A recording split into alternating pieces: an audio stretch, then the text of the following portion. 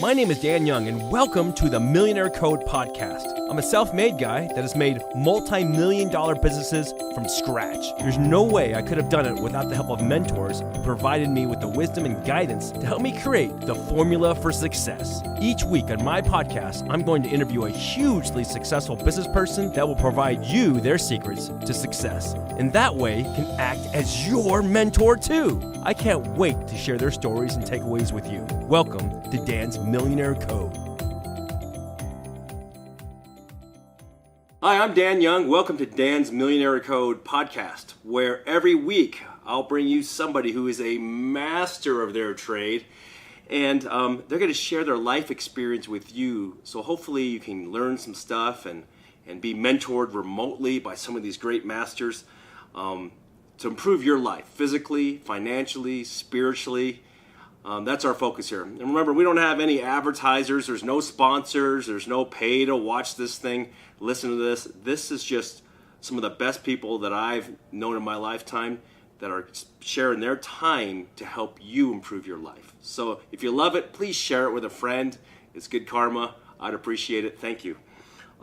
Today, I'm proud to have one of the most kindest people that I've known for, I think, long time. Well, more than 15 years probably. Yes.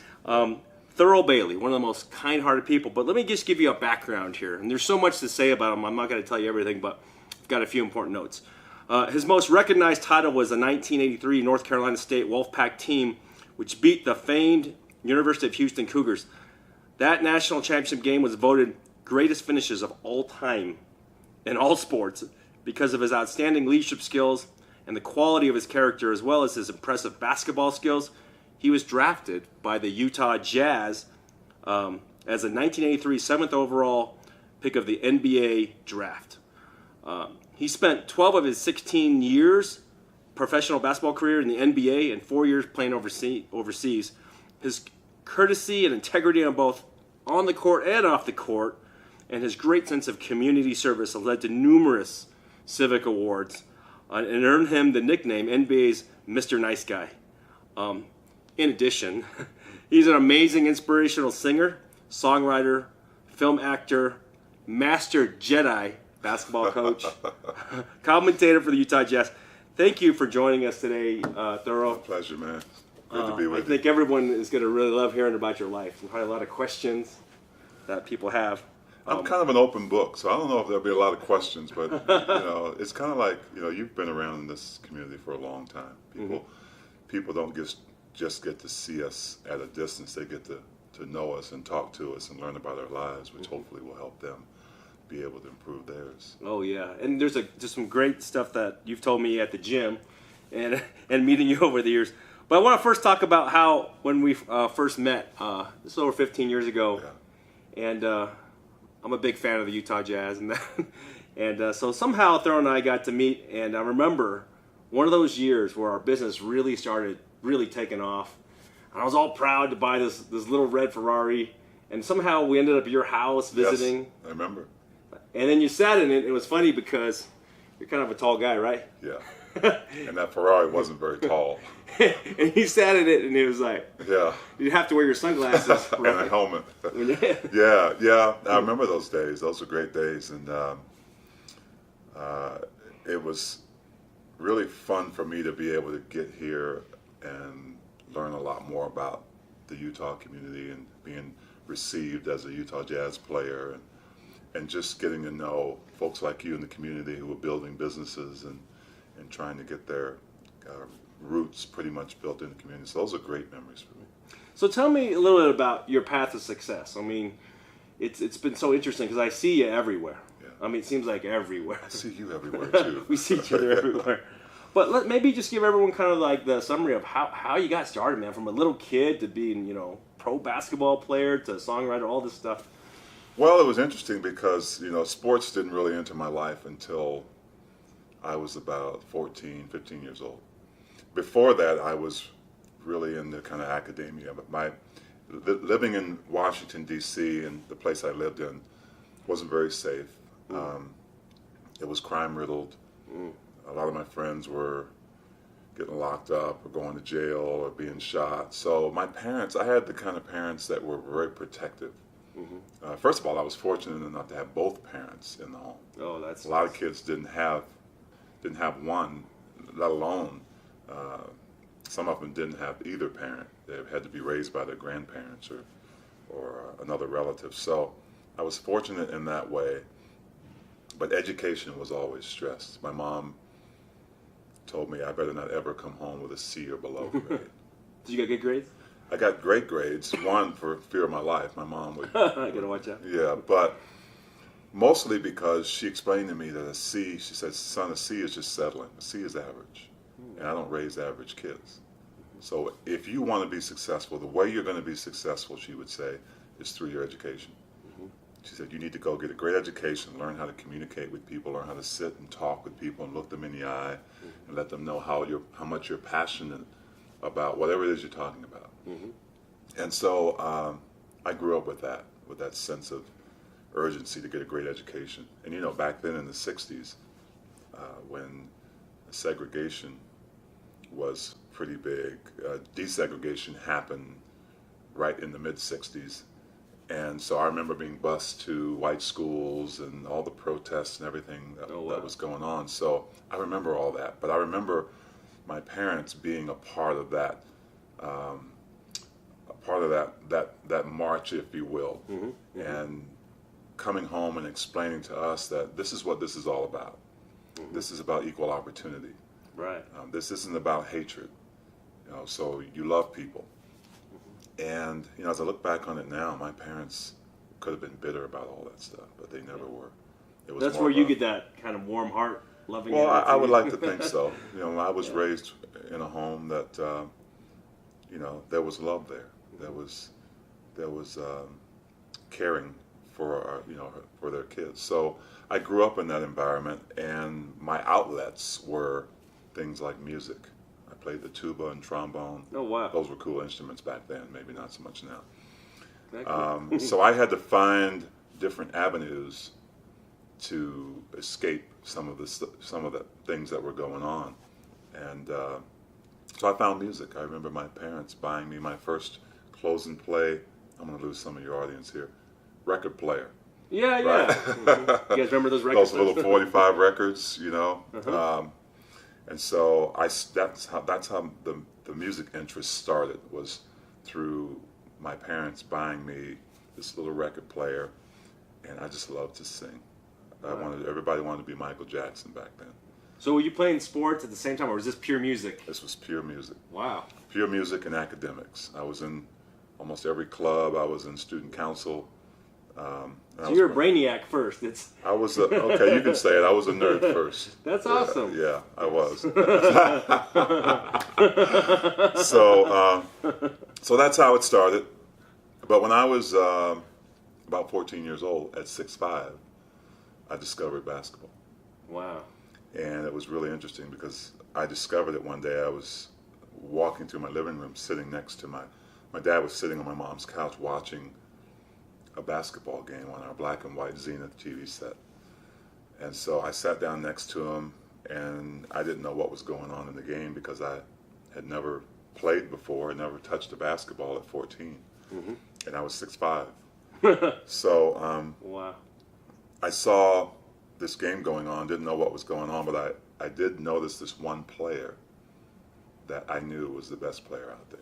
Didn't know who he was. And he had a fro that came out to here. He ran down the court, and the wind kind of swooped his fro back. I thought the guy was like a superhero, man.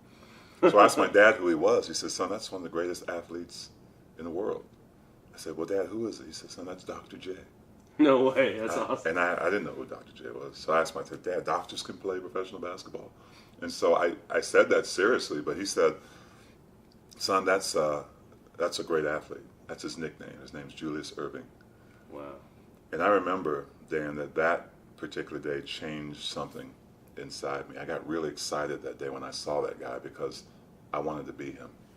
Wow. That was, and in an instant, that was my goal at 13, 14 years old, was to be Dr. J.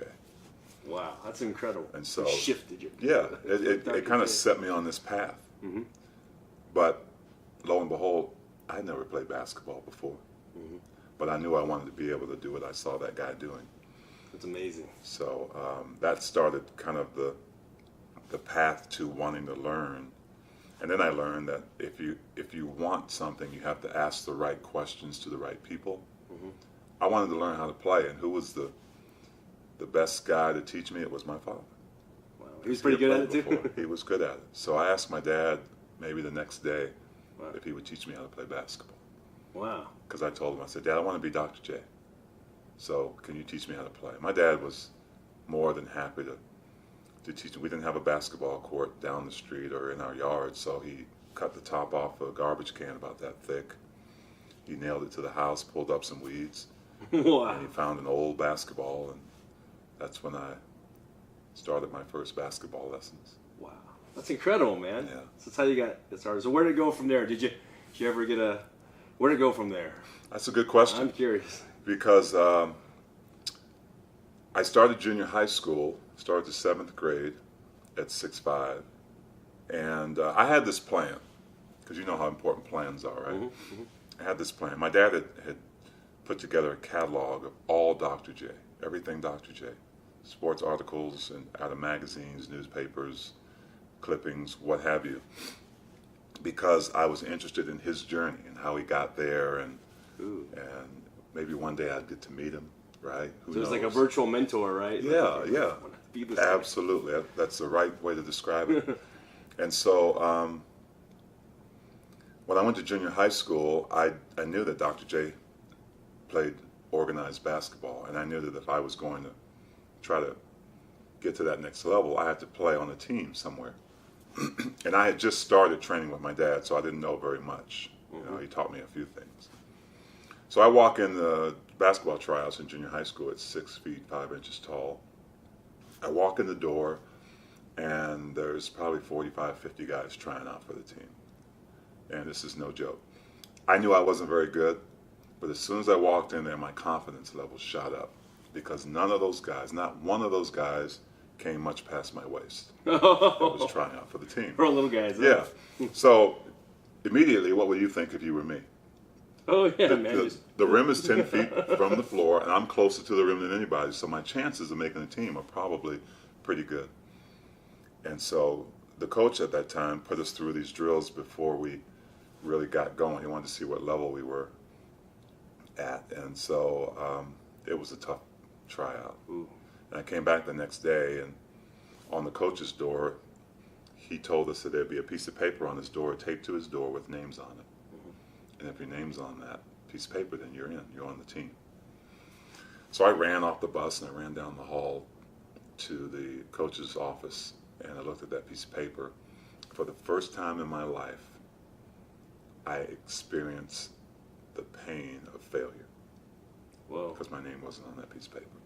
Now, up until that point, I had pretty much succeeded in everything I wanted to do. Musically, student government, everything else, straight A's.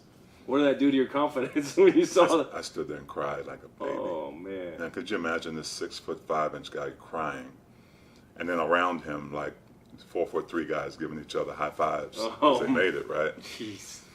And so I stood there, and I had never really experienced that pain of failure before. So that was really my first time. Whoa. And so, but you know, in your youth, you kind of get over it. You find something But that's a else. big point, though. Of like, should I just keep doing this, or man, he's That's right. exactly- I mean, that's exactly right. right.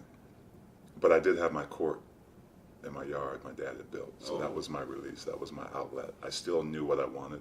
I wanted to be Dr. J. And so I worked on my game all summer. And also because I knew that my 8th grade year, if I wanted it bad enough, if I still felt passionate about it, there would be another opportunity to try out again. Oh yeah. So I prepared for that. Mm-hmm. I walked in my 8th grade year at 6'7". Oh, grew a little. My 8th grade year at 6'7" to try out. I was a little bit better. Came back the next day. On the coach's office was a piece of paper with my name not on it again. What? Cut me twice. Twice? 6'5" and 6'7". What are you thinking? Like, are you thinking? What are you thinking, It's man? a good question. Like, Well, you know, it's like double. when it happens the first time, if you're passionate about it, you prepare for the next opportunity. But once you prepare and you feel like, okay, this might be my year, and then you find out you didn't make it the second time, then you have to think a little. Then you start thinking about stuff, right? Yeah.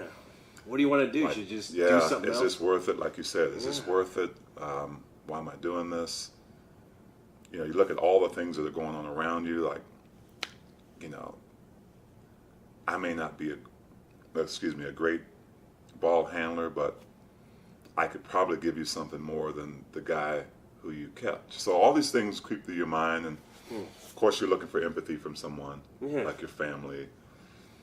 I walked away from that cut sheet again that year, and as I was walking away, the coach came out of his office, and he called my name.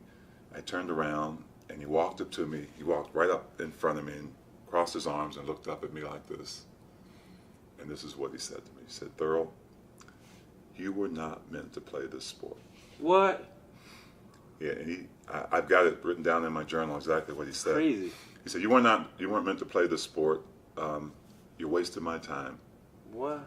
I don't have time to teach you how to play this game. I'm looking for guys who can help me win a championship this year." Wow.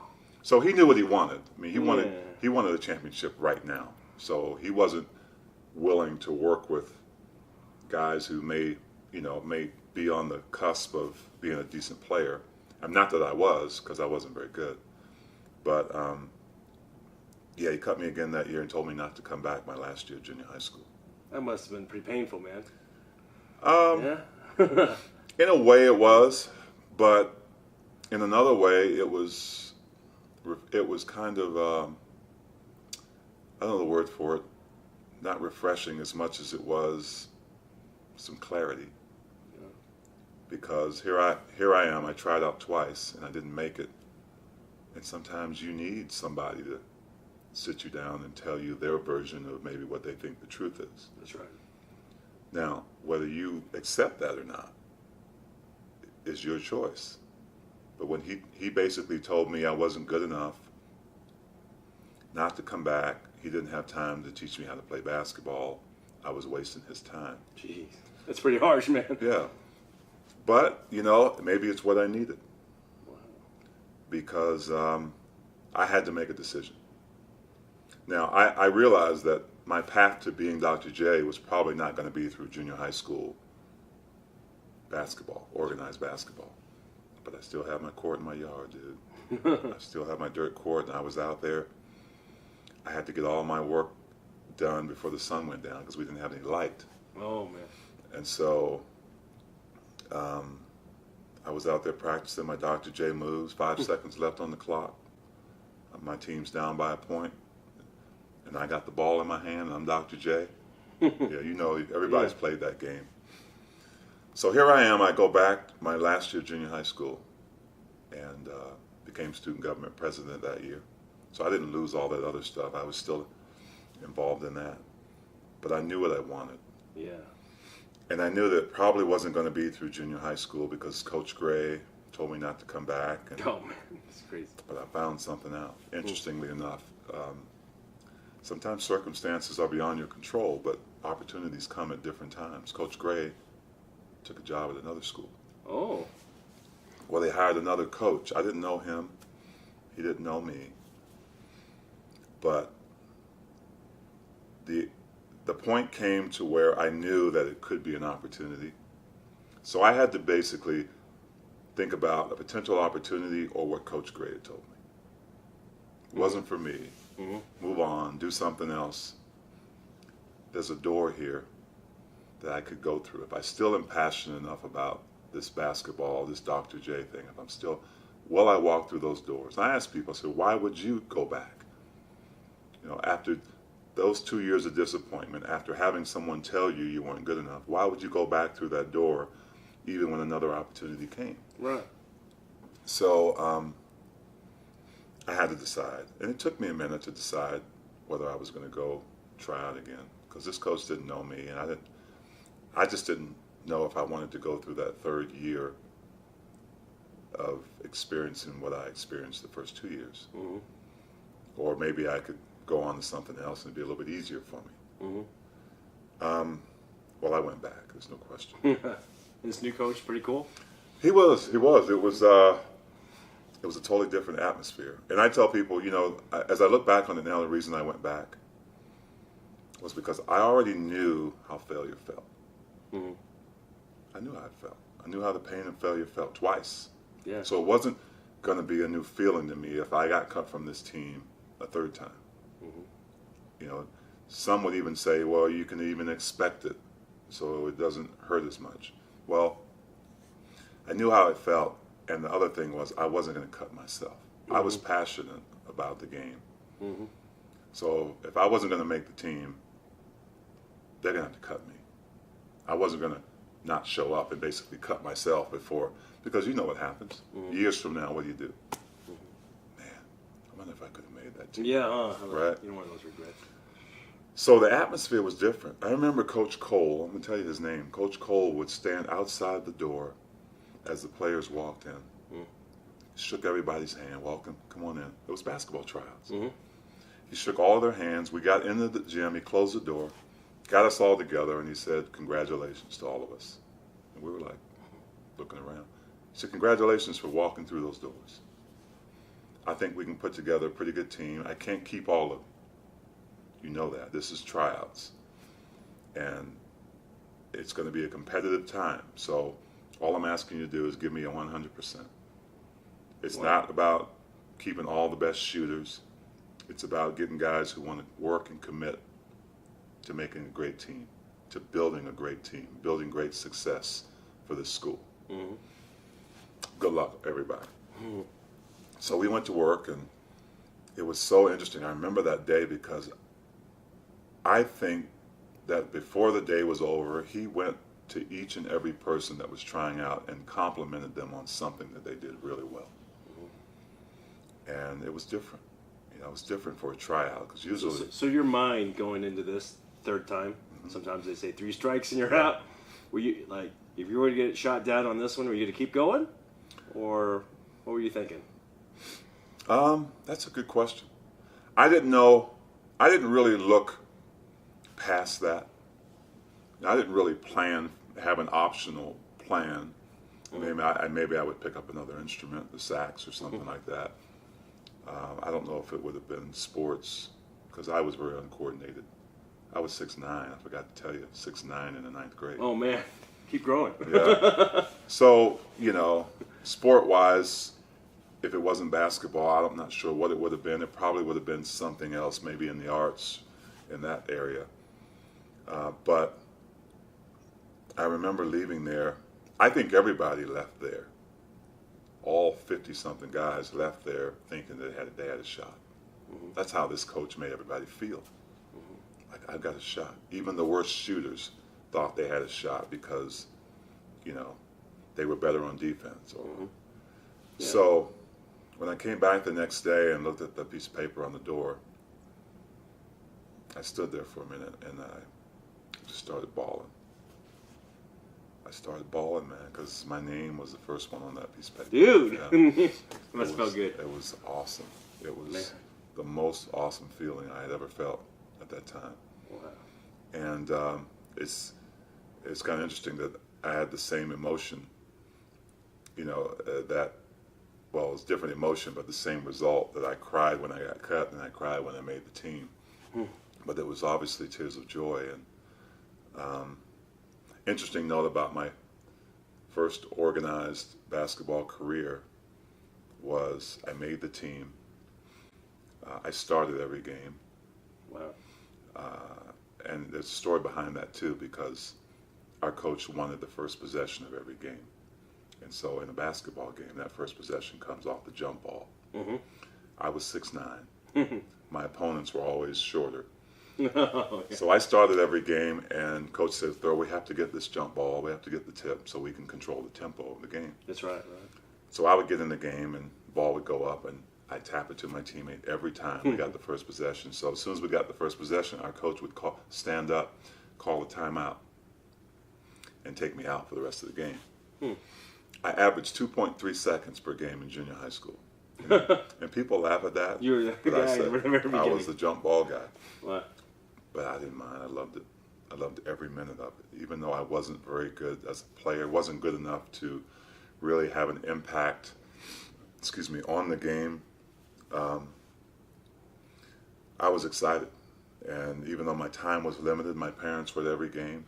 My parents would have never missed that 2.3 seconds that I played. I went to high school and wasn't good enough to play varsity, so I played JV and came into my own my senior year.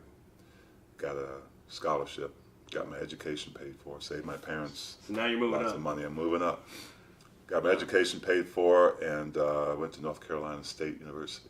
And my senior year there, actually my second year there, the coach that recruited me to NC State left after my freshman year. Devastated me. Oh, man.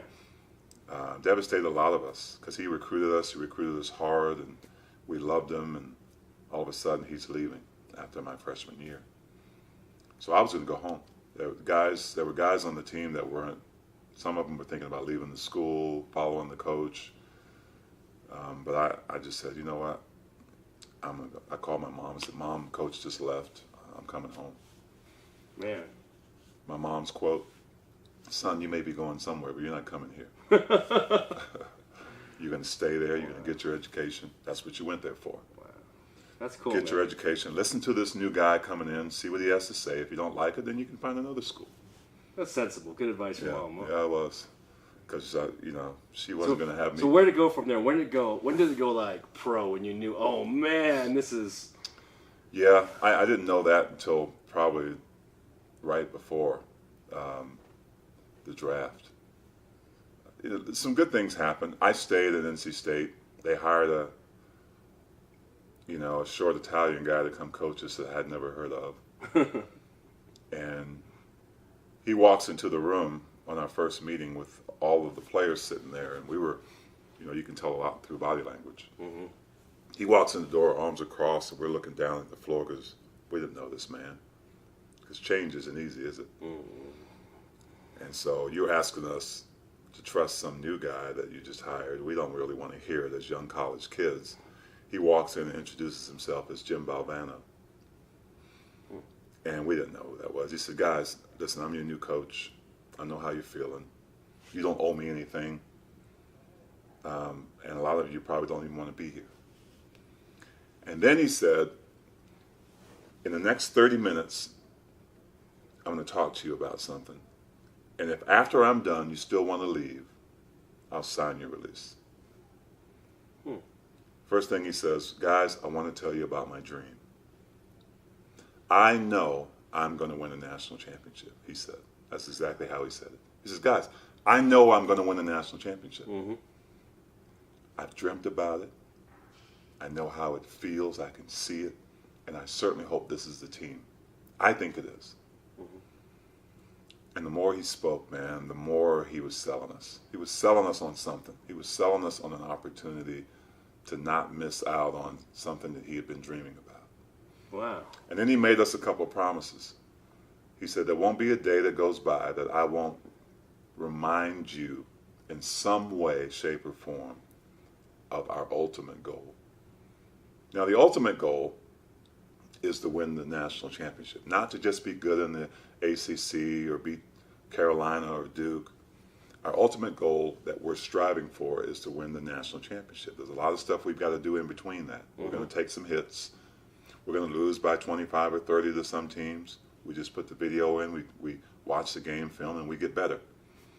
We're going to blow teams out. We celebrate for a day, and then we get back to work. He said, but I will continue to remind you of the ultimate goal. None of us left. We all stayed. Wow. Because it was as That's a good coach then. It was as if, he had sold us. He had built it up to a point where you didn't dare want to miss out on that if it did happen. Oh. Right? So we got to know this guy really fairly quickly because on one of our first practices, we're waiting for him. He's running a little bit late. We're at Reynolds Coliseum, 12,000 seat arena where we practice. He walks in with a ladder under his arms. And he takes the ladder, he puts it under the hoop. And he reaches in his pocket. He kept a pair of gold scissors on his desk. He reaches in his pocket and pulls out these gold scissors and says, guys, today for the next hour and a half, we're going to practice cutting down the nets. Yeah, that's how we looked at him. Like, what? He said, yeah, Thurl, you're going to go up. You're going to cut your piece out. Everybody will follow you. I'll go up last. I'll cut it down and put it around my neck. And you guys are going to pick me up and you're going to carry me around this 12,000 seat arena like we just won the national championship. I want you to let out how you would feel if that really happened. Wow. And we did that for an hour and a half, and it was the most awkward thing that we had ever done. I mean, we didn't know how do you celebrate when you've never won a national championship before. So he's putting you in the mindset. He's putting us in the mindset. He told us, he said, guys, if we really want to reach the ultimate goal, which is win the national championship, you got to be a little bit uncomfortable. Okay, it's going to be a little bit uncomfortable because you don't have any reference. You don't know yet. I want you to imagine. I want you to dream about what that would feel like and look like. Put the fans in the stands. Even if this is an empty place, put them there. How would you react if you won? We did that twice a month. Wow. And that's all we did for practice for an hour and a half, 2 hours. Students were poking their head in the door, seeing what was going on. You guys are crazy. The first time was awkward. The second time was awkward. Third time was awkward. I think around the fourth or fifth time was when we really started to get into it. I mean, we were at the point where we were throwing him up in the air and catching them and climbing on the baskets and running up and down the stairs and screaming and hollering. So we understood what he was trying to teach us, to really put ourselves in that moment and to really visualize. That's a powerful cool. word. Really visualize what that would be like for us to do it as a team. And so that's why, when I go out and speak, I talk to people about cutting down the nets in their terms. Oh, wow. In their lives, personal lives, and their professional lives. But my senior year, so 2.5 years after Coach V arrived, we're in the national championship game of the NCAA tournament. Whoa. And the way we got there is a journey in itself. You should watch, I don't know if you've seen it yet, but ESPN has a 30 for 30 called Survive and Advance. Mm-hmm. You need to watch that. Okay. It's the story of that journey. And we're playing probably one of the greatest college teams ever assembled. Wow. Akeem Olajuwon's on that team. Clyde Drexler's on that team.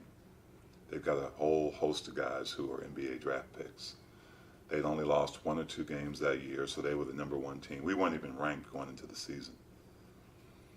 So here's this Cinderella team that's miraculously gotten past some great teams to get to the national championship. And we're tied. I think it was 44 seconds left. Gee. We were tied 52-52.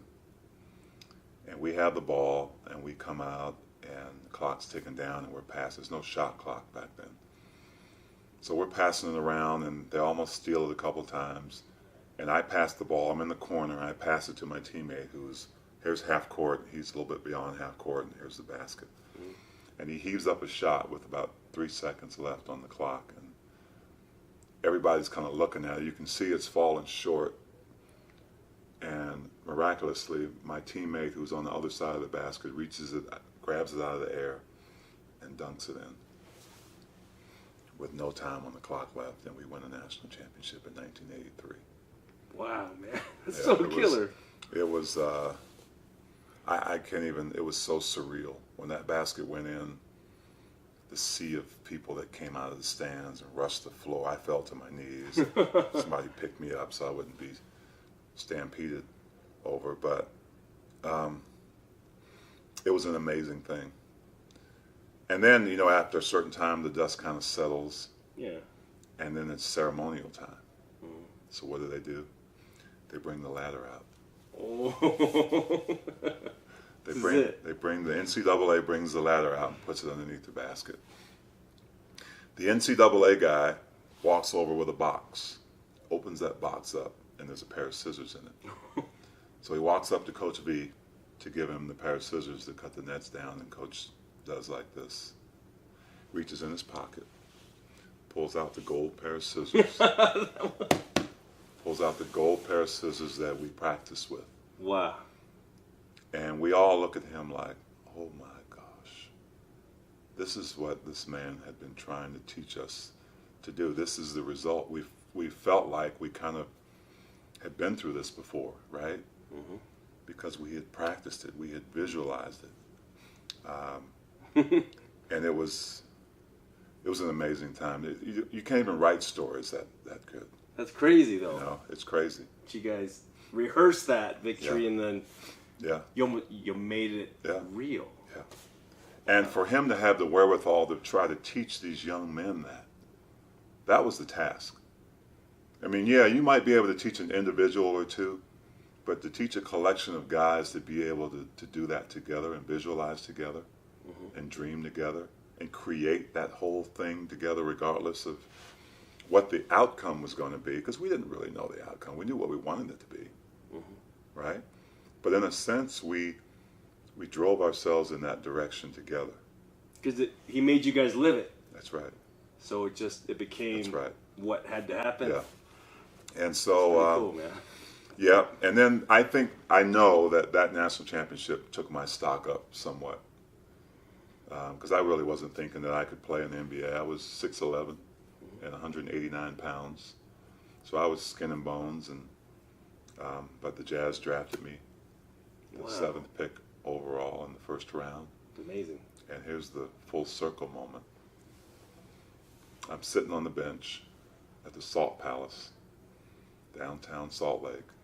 One of my first games as a rookie. Frank Layden's coaching the team. He calls me into the game. I'm so nervous because I'm a rookie. You know, you've been a rookie before. Yeah. You're a little nervous, right? So I go into the game, and that night we're playing the Philadelphia 76ers. And before the game starts, I get a tap on my shoulder. And the guy reaches his hand out and says, "Thurl, congratulations on a great college season. Welcome to the NBA." I turned around, I looked at the jersey, and there was this number 6 on his jersey. It was Dr. J. No way. Dr. J. Wow. The same guy that I idolized on that black and white Zenith TV set. I'm standing next to him. Now, I knew realistically you can't be another person, but I'm standing right next to Dr. J. As a matter of fact, I'm getting ready to guard him. So that was I tell people that was, out of all the moments I had in the NBA, great moments, listen, I played with two of the greatest players ever, John Stockton, Karl Malone. Played against some of the greatest, Michael Jordan, Shaquille O'Neal, those guys. The greatest moment I ever had was when I shook Dr. J's hand at midcourt, because it just took me back. It took me back. From junior high, like with that. Yeah, when and you saw him on he was one of the catalysts of me taking that journey from the beginning. So that's how that's my story, and that's my journey. Yeah, and it's one of those things where you hope that at a certain point in your life, as we build our platforms, because that's what our platforms are. It's our journey. It's how we were able to do it. And even if we do it in different arenas, so to speak, it really isn't much different. It really is about determination. It really is about failure, right? It's about disappointment. It's about that junior high school coach that kept me on the team. First of all, it's about the junior high school coach that cut me twice. That had to happen, right? Maybe it did. People ask me, well, did you go back and rub it in that you made the NBA to him? I say, no, you know what I did? I went back and thanked him. I thanked him. I said, because I had to decide what I wanted. But the guy who kept me called me into his office 2 days after I made the team. And he told me, if you want to be a great basketball player, you've got a lot of work to do. But then he made a commitment to me. He said, I will come in 1 hour before the team practices, and I will stay 1 hour after to work with you. Whoa. If you want to commit. And then he gave me a kind of a picture of what that commitment would mean, and if I did, maybe I could get a scholarship. Who knows? And I wondered why this man would give up his time to spend 4 hours with me. It sounds like you had some major mentors. Mom and dad? this coach who spent an hour early and late, the Italian coach Balbano, yeah. who took you around as well, all those mentors, and Dr. J. Yeah, Right. for So sure. all those mentors For sure. molded you. They did. They did. It's amazing. And the thing that changed my life early on was when that coach who kept me on the junior high school team looked me in my eyes and said, I see potential in you. That's huge. I see potential in you. You don't even see in yourself. Wow. And That's big. and for people, I always talk about this lens. You know, when we look at people and we see their talent or lack of, some people look through a lens of, I can't use you. Yeah. Yeah, you're not ready. Go get ready, and then find something. Or you look at a person and you see something that's just different. They might not be the most talented ones, you know, on the court that can shoot the jumper, but there's some determination, there's some fire in their eyes that you can use. You can use to build on. So this is interesting because now you were telling me you coach a lot of these youth Yeah. and inspire them. Yeah. Do you see I that see it. spark I see it. in these kids? I see it, And man. planting those seeds as their mentor? You know what I see? I Yeah. see me. Wow. I see me in them. Wow. And when I get these kids in that are passionate, first of all, I interview them as soon as they come in. They'll walk in with their parents in the gym, and they're all nervous because this big giant guy never saw me play, but they may see me on TV or something, and they come in and I put their parents behind them, and I have them stand and face me.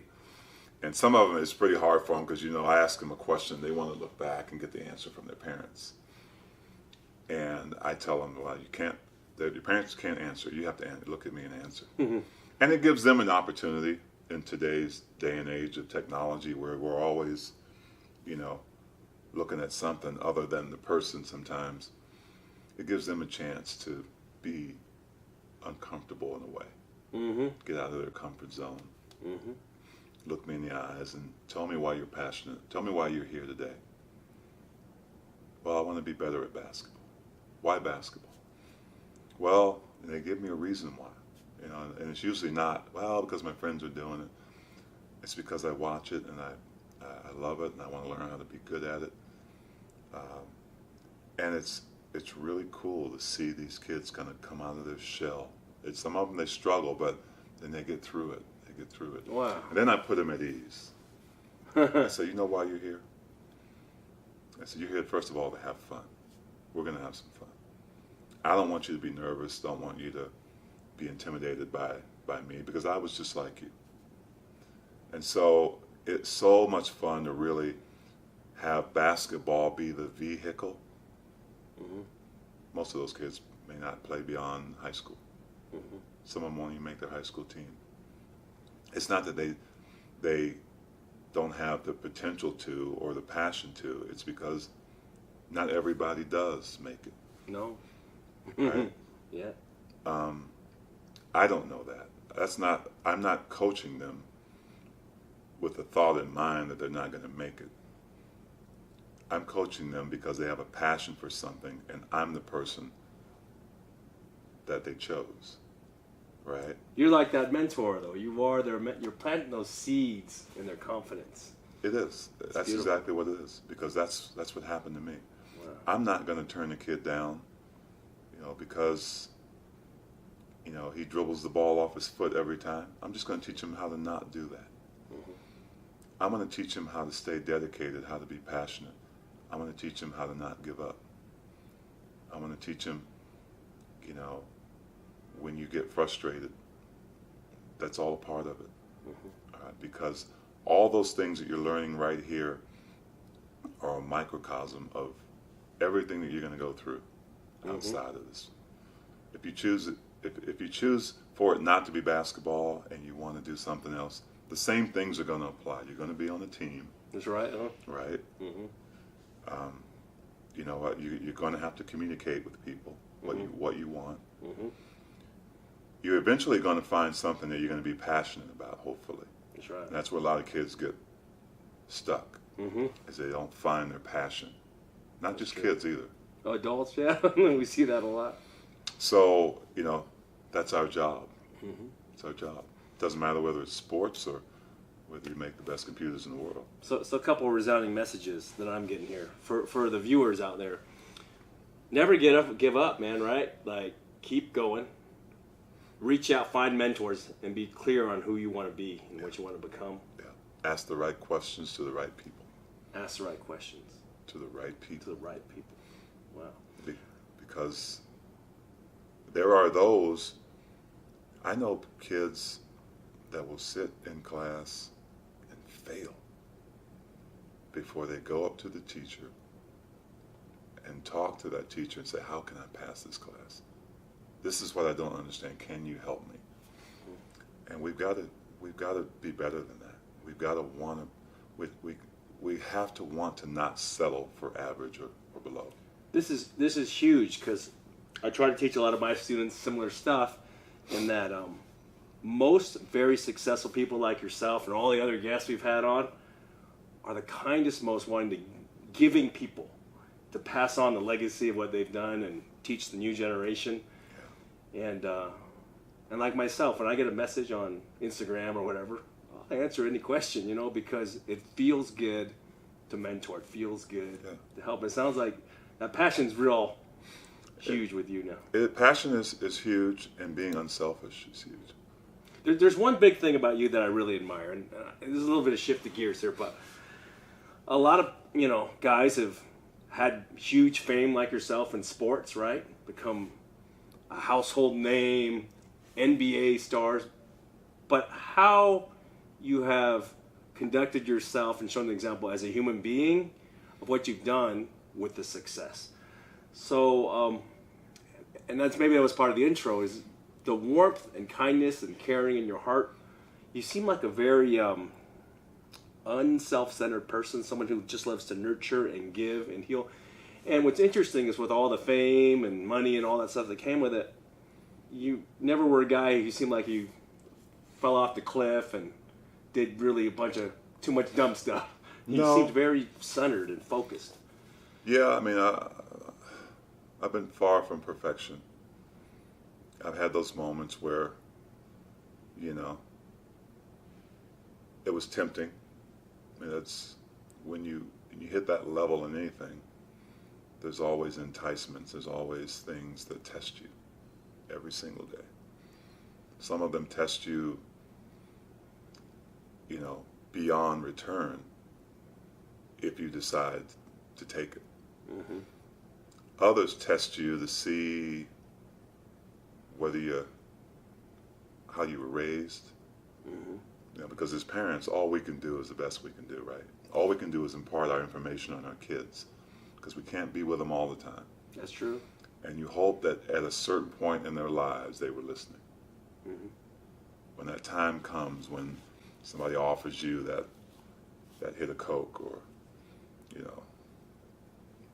that drug or alcohol or whatever it is, that all that training and thought process will come in and be the better part of your decision, and say quickly, I know what could happen to me if I go this way.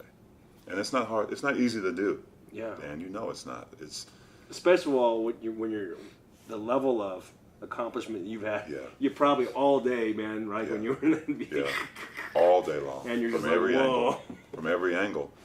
I mean, you seem so physically, financially, and spiritually very well balanced. And I talk about that in all our podcasts, about that balance, Yeah. I'm in a good place. Yeah. I'd like, maybe you could share a little bit about how you keep that balance in those three areas. What's your routine of financial, physical, and spiritual strength? What is that? Because maybe the viewers can practice some of those things and share that. I like those three. I think that they're all intertwined.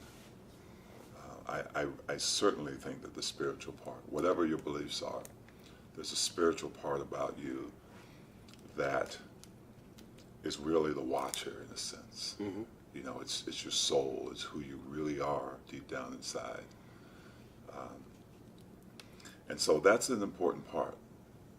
that's an important part of I think everyone's lives, and in particular mine. I grew up in a home that wasn't necessarily very religious. It was in a Baptist home. My parents really didn't go to church, but they sent us. But even bigger than that, excuse me, they were raised with this spiritual sense of protecting, right? Protecting their kids and teaching them right from wrong. So I think that part is really kind of the biggest part of that dynamic. But the physical part is just as important. You're hitting. I see you that every time I go. Well, we both there. And I'm like, yeah. I'm just following your footsteps. You know. But that's important because how can you take care of anyone else if you don't take care of yourself? How can you give? You talk about giving and service. You can't serve other people, whether it's your family or other people, unless you're in the best condition that you can be in. Right? Now, we're all mortal. But that part is really up to us and learning about who we are. We talk about learning about a person and their personality. We have to learn our own selves physically. Learn what can destroy us. Learn what, can build us up. Learn what can make us feel good throughout the day. And so that part for me is important because I want to be around. Yeah. I want to be around for the people that need me. And so, I can't predict the future, but I know I can do my part to be able to have that sound mind as long as I can, and that sound body to be able to shoot hoops with my kid and your kids, right? Everybody else's kids. I can't do training at 57 if I'm not healthy. And I can't teach that if I'm not doing it. And so that physical part is really important to me. I was very fortunate as a player that I didn't have any major injuries. I took care of myself. I got my sleep, those things. Yeah, I never see you lifting. Right You're here. always like popping and hitting the weights. Yeah, knowing what's important, And then the other parts, I think, are kind of a byproduct of all that because it's about making good decisions with your money. It's about trusting and having the right people on your team to help you. You know that just as well as I do business-wise. It's about, my wife and I have been married for almost 25 years now. I think we know each other like a book. Matter of fact, I have some of my drawbacks are the fact that it's hard for me to say no to anybody. Too nice? Yeah. But then you come to realize that probably one of your most precious assets is your time, right? Yeah. It's your time. If you don't have your time in order, things can just get out of whack. So I'm not very good at that.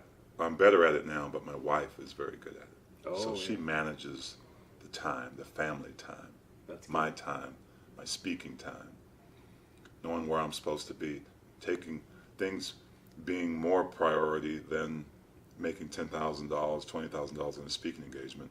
Your son has a game on this day. That's a no. Yeah. Okay, it's not about the money. It's about the time. Because you're not going to get that time back. Remember Cats in the Cradle? You're not going to get that time back.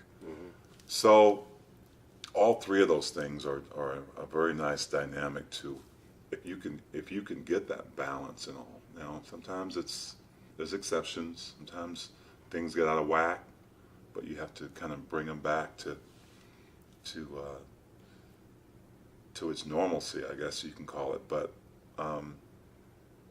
I have a pretty good hand on that right now. You've been really, just hearing from third party, this is crazy. The other day, I was getting my hair done. Right where I get mine done? Yeah. And the lady there, and I said, hey, I have a podcast with Thurl Bailey. She said, that is one of the most wonderful humans in the world. And I said, why do you say that? She says, my son got injured, and he used to love basketball a lot. And then he started playing again, and then he goes, Thurl, it took time at that gym to sit down and tell him of what he can do and those things. And now he's playing all the time, and he's super inspired. And this is just last week. It's really weird. It was strange. The universe is all connected. Yeah. And she says, I don't think he knows. So she says, if you talk to him, let him know that changed his life. And this kid was going to go a totally different direction. Be like, no, I can't do it anymore. But now he's totally gung-ho and he's doing good. Which is cool. To hear that. Those are good rumors. Isn't that what it's all about, though? Yeah. Really. But you gave that time to that little kid at the gym. I don't know, he probably came up to you or something. You took the time to transfer some of that wisdom over. Just think if we all did that. Oh, man. Just think of how life would be if we all took the time. Man. And it's amazing. That's really what it boils down to, Dan, is because my parents would always say that there's probably no greater feeling that you'll ever feel than when you serve someone else. Yeah. You're constantly serving, man. I keep hearing good rumors about you. Good gossip. Well, I hear the same rumors about you, dude. I'm like, man, he takes the time. He cares. He's like giving us time to do this. Well, come on. That's why you're doing this. That's why we're doing this today. We love to help. You're that kind of person. And if we got to do it. There's a lot going on in the world today. There's a lot of people struggling. Mm-hmm. There's a lot of selfish people out there. But I think the greater good is eventually going to win. And that's what this is. This is about serving people. Yep. After disasters, natural disasters, after things happen with your neighbor, with your friend. Mm-hmm. Now, one individual can't save the world. The things that we do make a difference, but we can control that. But we all can save the world together. We can. We really can. All of us combined. We really can. The viewers out there sharing, yeah, helping other people what they're learning here or whatever they're learning everywhere. Just a little bit at a time. Yeah, and that's how you change the universe, right? And if people can continue to think that way, because there's always going to be good versus evil, man. But also, hey, I like the side we're on. Man, this has been so good. We could go on forever. This is so good. If you want to learn more about what Thurl is doing, he's constantly doing amazing stuff. His website is thurlbailey.com. Yeah. That's where they can find you. And Big T Bailey. BigTBaileyBasketball.com. That's where I train kids. That's where I take basketball training and life skills and just kind of clunk them together. I love it. So it's not just basketball. It's basketball's what's in the here, tool. it's what's in here. Basketball's the vehicle because you have to have a passion about something. Yeah. Right? That's right. And so I look at, you just gave me a tour of this place, and I look at what you're able to do and the team that you have doing it. It's just amazing. Oh, it's these guys and girls. It's amazing. It's amazing. Bunch of nerds, Yeah. We're all doing nerdy stuff. Hey, I've got some of that in me. That's what you said. That's right.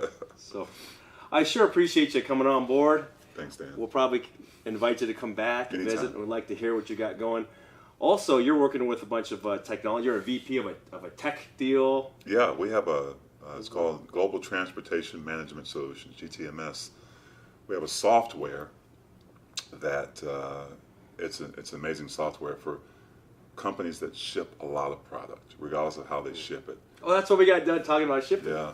Maybe we can dig into that. It's pretty cool. It's all about visibility because you want to know where everything's going. You want to save money when you ship. So. On the thurlbailey.com, they can kind of find out what you're up to, right? Yes, they all can. These different things. Yes, they can. So, friends, go to thurlbailey.com. Are you on social media? I am on social media. Where are I'm you on Twitter. at there?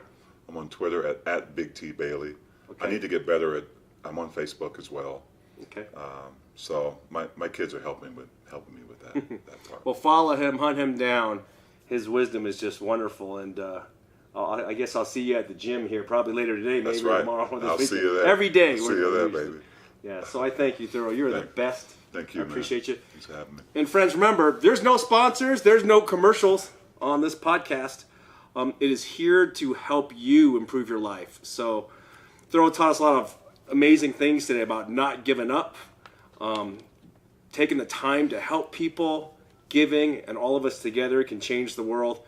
If you find this valuable, And this is how you can repay us, is just share it with a friend. Just share it with some friends. That's how you can do it. I thank you. You've been listening to Dan's Millionaire Code, and we've had Thurl Bailey, the legend, here with us today.